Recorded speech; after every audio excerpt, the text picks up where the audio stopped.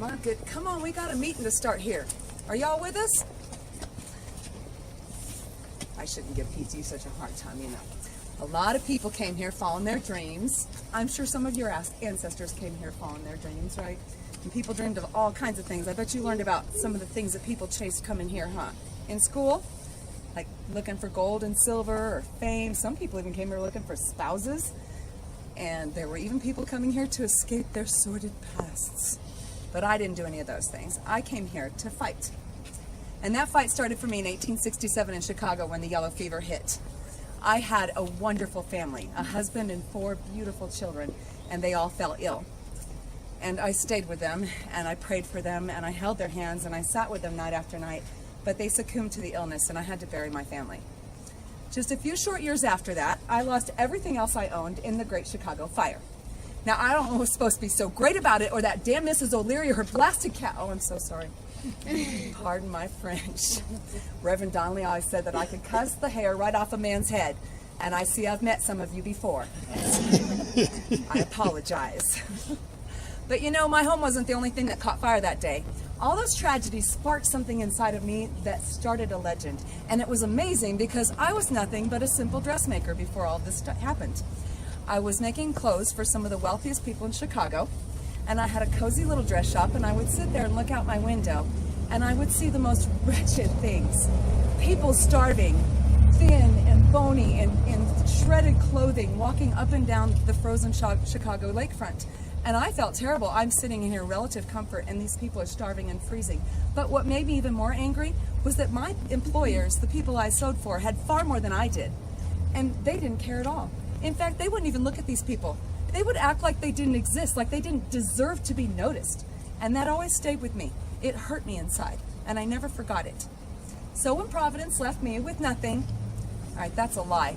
I still have my big mouth and a lot of time on my hands now, so I decided those two things could be useful. I started traveling around the country and speaking out against the injustices that were happening in our burgeoning nation. And I spoke out for anyone who was mistreated, regardless of their age, their color, their gender, or what religion they practiced. So I started out in Kansas City, and I organized a group of men who were unemployed. We marched on Washington, D.C., and we demanded jobs for them.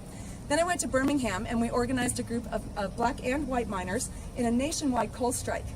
After that, I helped organize a massive show of support for Eugene Debs, who was in prison for striking against the American Railway Union.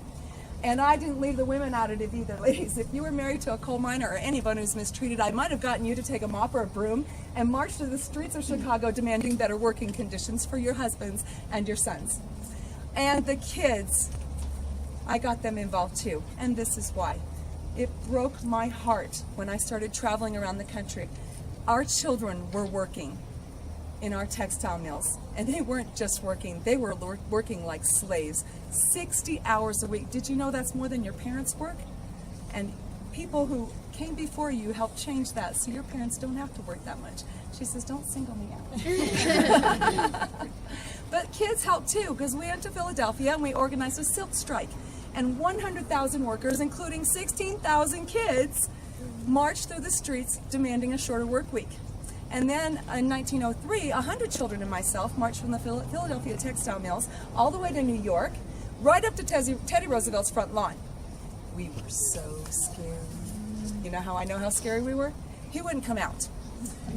We tried to get him to march with us. He was not interested. I have to admit I lost respect for Teddy that day. Well, after a while, when I started traveling around opening my mouth, people started noticing I didn't just have a big mouth. I had a big heart, and I really cared about them. And they started calling me Mother. My husband's surname was Jones, so I became Mother Jones from then on. Somewhere around 1914, I started hearing rumors that there were some miners right here in Colorado who were not being treated right. Remember I said I came here to fight, right? So I came. I started speaking out against the cruelties here. And what I found when I got here was appalling. The mine owners treated their mules better than they treated their miners. In fact, it was so bad there were stronger laws protecting the damn mules that took the supplies down into the mines than there were for the miners themselves. So I was here on that terrible April day, and I saw the aftermath of what the National Guard left behind when they struck the colony of miners and their wives and their children with machine guns at Ludlow, Colorado. and I was not about to stand by mutely. So I told anyone who would listen the story. And then I traveled across the country telling the story.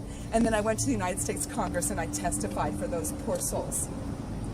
I am so proud that there are so many men and women today who are still fighting against injustices and maltreatment. And you, my dear friends, have helped someone in your community today by coming out and walking amongst us ghosts. We so appreciate that and would like to thank you. And I want you to remember what I always told my boys. Pray for the dead, but fight like hell for the living. Now we all got to go fight the good fight.